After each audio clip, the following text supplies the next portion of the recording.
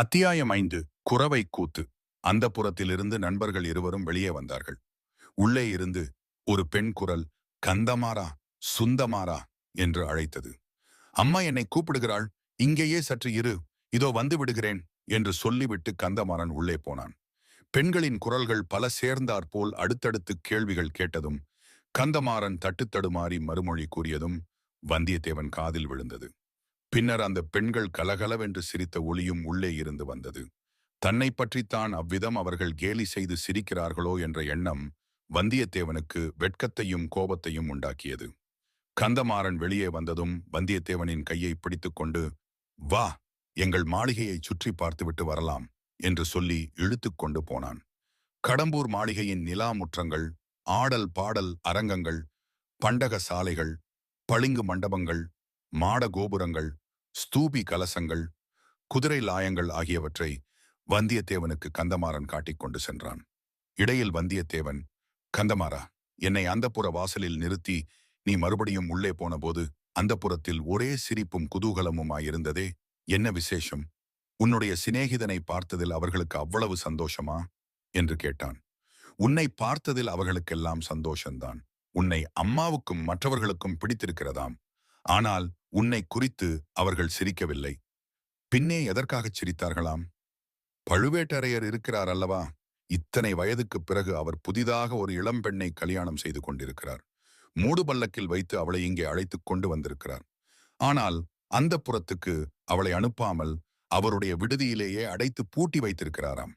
அந்த பெண்ணை பலகணி வழியாக எட்டி பார்த்துவிட்டு வந்த ஒரு தாதி பெண் அவள் அழகை வர்ணித்தாளாம். அதை குறித்துத்தான் சிரிப்பு. அவள் சிங்களப் பெண்ணோ, கலிங்கத்து பெண்ணோ அல்லது சேர நாட்டு பெண்ணோ என்று சர்ச்சை செய்கிறார்கள். பழுவேட்டரையரின் முன்னோர்கள் சேர நாட்டிலிருந்து தமிழகத்துக்கு வந்தவர்கள் என்று உனக்கு தெரியும் அல்லவா? கேள்விப்பட்டிருக்கிறேன். ஏன், நீதான் முன்னொரு தடவை சொல்லியிருக்கிறாய். இருக்கட்டும் கந்தமாறா, பழுவேட்டரையர் இந்த மர்ம சுந்தரியான மங்கையை மணந்து எத்தனை காலம் ஆகிறது? 2 ஆண்டுக்குள்ளேதான் இருக்கும். சுமம், மணம் செய்து கொண்டதிலிருந்து அவளை தனியாகச் சிறிது நேரம் கூட அவர் விட்டு வைப்பதில்லையாம்.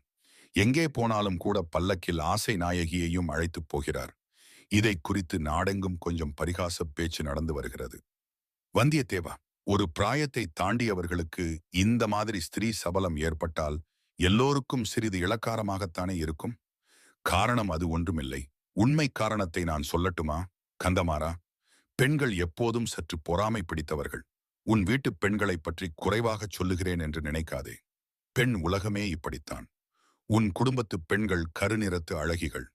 பழுவேட்டரையரின் ஆசை நாயகியோ செக்கச் செவேல் என்று பொன்னிறமாயிருக்கிறாள். ஆகையால் அவளை இவர்களுக்கு பிடிக்கவில்லை. அது காரணமாக வேறு ஏதேதோ கதை கட்டிச் சொல்கிறார்கள். அடே, இது என்ன விந்தை! உனக்கு எப்படி அவளுடைய நிறத்தை பற்றி தெரியும்? அவளை நீ பார்த்திருக்கிறியா என்ன? எங்கே? எப்படி பார்த்தாய்? பழுவேட்டரையருக்கு மட்டும் இது தெரிந்தால் உன் உயிர் உன்னுடையது அல்ல. கந்தமாறா, இதற்கெல்லாம் நான் பயந்தவன் அல்ல, அது உனக்கு தெரியும். மேலும் நான் அனுசிதமான காரியம் எதுவும் செய்யவும் இல்லை. வீரநாராயணபுரத்தில் பழுவேட்டரையரின் பரிவாரங்கள் சாலையோடு சென்றபோது கூட்டத்தோடு கூட்டமாய் நானும் சாலை ஓரமாக ஒதுங்கி நின்று பார்த்து கொண்டிருந்தேன். யானை, குதிரை, பல்லக்கு, பரிவட்டம் எல்லாம் நீங்கள் அனுப்பி வைத்த மரியாதைகளாமே. அது உண்மையா? ஆம், நாங்கள்தான் அனுப்பி வைத்தோம். அதனால் என்ன? அதனால் என்ன? ஒன்றுமில்லை. பழுவேட்டரையருக்கு நீங்கள் அளித்த வரவேற்பு மரியாதைகளையும் எனக்கு அளித்த வரவேற்பையும் ஒப்பிட்டு பார்த்தேன், வேறொன்றுமில்லை. கந்தமாறன் இலேசாகச் சிரித்துவிட்டு, இறை விதிக்கும் அதிகாரிக்குச் செலுத்த வேண்டிய மரியாதையை அவருக்குச் செலுத்தினோம். சுத்த வீரனுக்கு அளிக்க வேண்டிய வரவேற்பை உனக்கு அளித்தோம். ஒரு காலத்தில் முருகன் அருளால் நீ இந்த வீட்டுக்கு மருமகப் பிள்ளையானால் தக்கவாறு மாப்பிள்ளை மரியாதை செய்து வரவேற்போம் என்றான். பிறகு வேறு என்னமோ சொல்ல வந்தாய். அதற்குள் பேச்சு மாறிவிட்டது. ஆம், பழுவேட்டரையருடைய ஆசை நாயகி நல்ல சிவப்பு நிறம் என்று சொன்னாயே, அது எப்படி உனக்கு தெரிந்தது என்றான். கடம்பூர் மாளிகையின் கரிய பெரிய மத்தகஜத்தின் மீது பழுவேட்டரையர் எருமை கடா மீது யமதர்மன் வருவது போல் வந்து கொண்டிருந்தார். என்னுடைய ஞாபகமெல்லாம் அவர் மேலேதான் இருந்தது. ஒரு காலத்தில் அவரைப் போல் நானும் ஆக வேண்டும் என்று மனோராஜ்யம் செய்து கொண்டிருந்த போது அடுத்தாற்போல் ஒரு மூடு பல்லக்கு வந்தது. மூடு பல்லக்கில் யார் வரக்கூடும் என்று நான் யோசித்துக் கொண்டிருந்த போதே பல்லக்கின் திரையை உள்ளிருந்து ஒரு கை சிறிது விலக்கியது. விலக்கிய திரை வழியாக ஒரு முகமும் தெரிந்தது. கையும் முகமும் நல்ல பொன்னிறமாயிருந்தன. அவ்வளவுதான் நான் பார்த்ததெல்லாம். நீ இப்போது சொன்னதிலிருந்து அந்த பெண்தான் பழுவேட்டரையரின் ஆசை நாயகி என்று ஊகிக்கிறேன். வந்தியத்தேவா, நீ அதிர்ஷ்டக்காரன். ஆண் பிள்ளை எவனும் அந்த பழுவூர் இளையராணியை கண்ணாலும் பார்த்ததில்லை என்று பேச்சு. ஒரு வினாடி நேரமாவது அவள் கரத்தையும் முகத்தையும் நீ பார்த்தாயல்லவா? பார்த்த வரையில் அவள் எந்த தேசத்திலே பிறந்த சுந்தரியாய் இருக்கலாம் என்று உனக்கு ஏதாவது உத்தேசம் தோன்றுகிறதா என்று கந்தமாறன் கேட்டான். அச்சமயம் நாள் அதை பற்றி யோசிக்கவில்லை. இப்போது எண்ணி பார்க்கும்போது அவள் ஒருவேளை காஷ்மீர தேசத்து பெண்ணாயிருக்கலாம், அல்லது கடல்களுக்கு அப்பால் உள்ள சாவகம், கடாரம், யவனம், மிசிரம் முதலிய நாடுகளிலிருந்து வந்த பெண்ணரசியாகவும் இருக்கலாம் என்று தோன்றுகிறது. ஒருவேளை அரபு தேசத்து பெண்ணாக இருந்தாலும் இருக்கலாம். அந்த நாட்டிலேதான் பெண்கள் பிறந்தது முதலாவது இறக்கும் வரையில் முகமூடி போட்டே வைத்திருப்பார்களாம். அச்சமயம் எங்கேயோ சமீபத்திலிருந்து வாத்தியங்களின் முழக்கம் கேட்கத் தொடங்கியது. சல்லி, கரடி, பறை, புல்லாங்குழல், உடுக்கு ஆகியவை சேர்ந்து சப்தித்தன. இது என்ன முழக்கம் என்று வந்தியத்தேவன் கேட்டான். குரவை கூத்து நடக்கப் போகிறது. அதற்கு ஆரம்ப முழக்கம் இது. நீ குரவை கூத்து பார்க்க விரும்புகிறாயா, அல்லது சீக்கிரம் உணவு அருந்திவிட்டு நிம்மதியாக படுத்து தூங்குகிறாயா?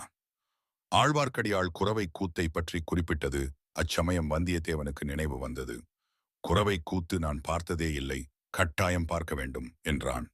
அந்த நண்பர்கள் இன்னும் சில அடி தூரம் சென்று ஒரு திருப்பத்தில் திரும்பியதும் குரவை கூத்து மேடை அவர்களுடைய கண்களுக்கு புலனாயிற்று.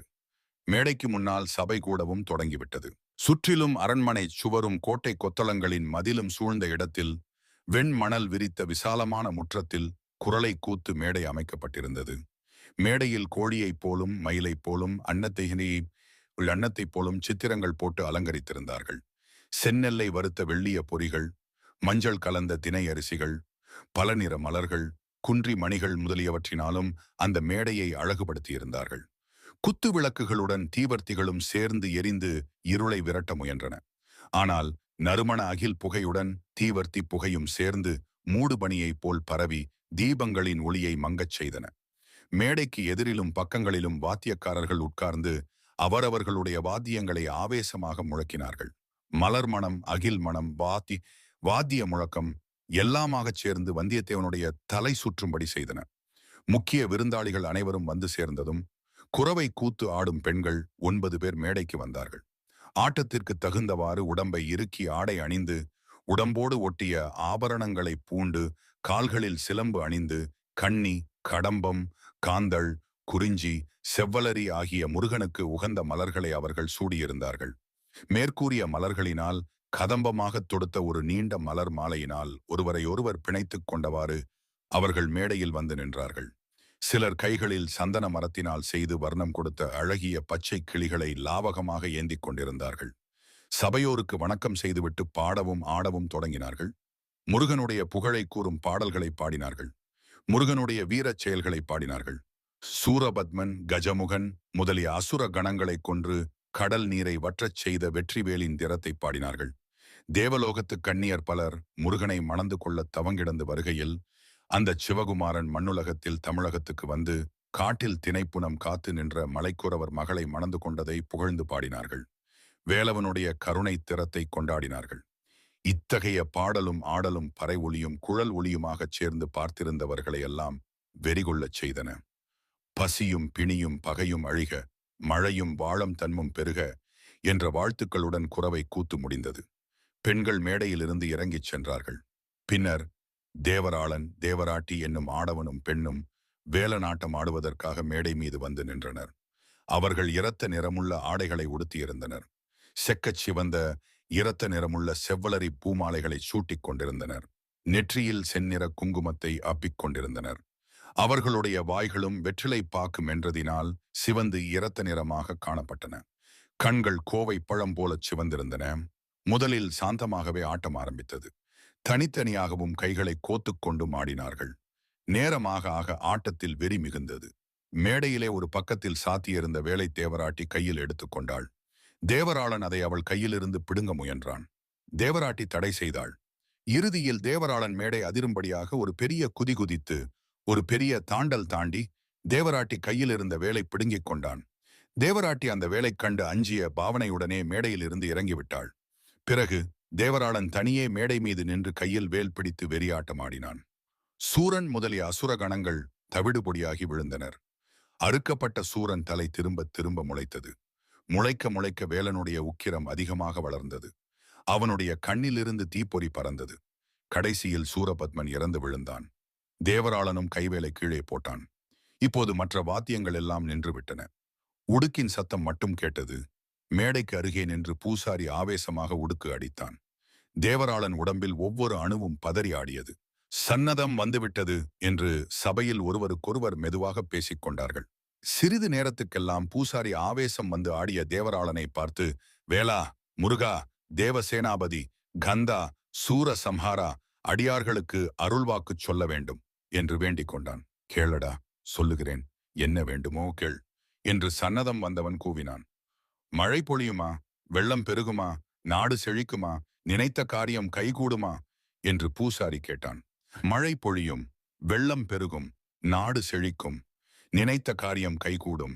ஆனால் என் அன்னைக்கு நீங்கள் பூசை போடவில்லை. துர்க்கை பலி கேட்கிறாள், பத்திரகாளி பலி கேட்கிறாள், மகிடாசுரனை வதைத்த சண்டிகேசுவரி பலி கேட்கிறாள் என்று சன்னதக்காரன் ஆவேசத்துடன் ஆடிக்கொண்டே அலறினான். என்ன பலி வேண்டும் என்று பூசாரி கேட்டான். கேட்டால் கொடுப்பீர்களா என்றான் வெறியாடியவன். கொடுப்போம், கட்டாயம் கொடுப்போம் என்றான் பூசாரி. மன்னர் குலத்து இரத்தம் கேட்கிறாள், ஆயிரங்கால அரசர் குலத்து இரத்தம் கேட்கிறாள் என்று வெறியாடியவன் கோர பயங்கர குரலில் கூவினான். மேடைக்கு முன்னால் வீற்றிருந்த பழுவேட்டரையர், சம்புவரையர், மழவரையர் முதலிய பிரமுகர்கள் ஒருவருடைய முகத்தை ஒருவர் நோக்கினார்கள். அவர்களுடைய செக்கச் சிவந்த வெறி கொண்ட கண்கள் சங்கேதமாக பேசிக் கொண்டன. சம்புவரையர் பூசாரியை பார்த்து தலையை அசைத்து சமிக்ஞை செய்தார். பூசாரி உடுக்கு அடிப்பதை நிறுத்தினான். வெறியாட்டமாடிய தேவராளன் அடியற்ற மரம் போல் மேடை மீது விழுந்தாள். தேவராட்டி ஓடி வந்து அவனை தூக்கி எடுத்துக் கொண்டு போனாள். சபை மௌனமாக கலைந்தது. வெளியில் எங்கேயோ தூரத்தில் நரிகள் ஊளையிடும் சப்தம் கேட்டது. இத்தனை நேரம் பார்த்து கேட்டவற்றினால் பரபரப்புக்குள்ளாகி இருந்த வந்தியத்தேவன் நரிகள் ஊளையிடும் சப்தம் வந்த திசையை நோக்கினாள். அங்கே அம்மாளிகையின் வெளிமதில் சுவரின் மீது ஒரு தலை தெரிந்தது. அது ஆழ்வார்க்கடியானுடைய தலைதான். ஒரு கணம் வந்தியத்தேவன் ஒரு பயங்கர உணர்ச்சிக்கு உள்ளானான். ஆழ்வார்க்கடியானுடைய தலையை வெட்டி அந்த மதில் மேல் வைத்திருந்தது போன்ற பிரமை உண்டாயிற்று. கண்ணிமைகளை மூடி திறந்து பார்த்தபோது அந்த தலையை அங்கே காணவில்லை. அத்தகைய வீண் சித்தப்பிரமைக்கு தான் உள்ளானது குறித்து வெட்கமடைந்தான். இதுவரை அனுபவித்து அறியாத வேறு பல வகை உணர்ச்சிகளும் அவன் உள்ளத்தை கலங்கச் செய்தன.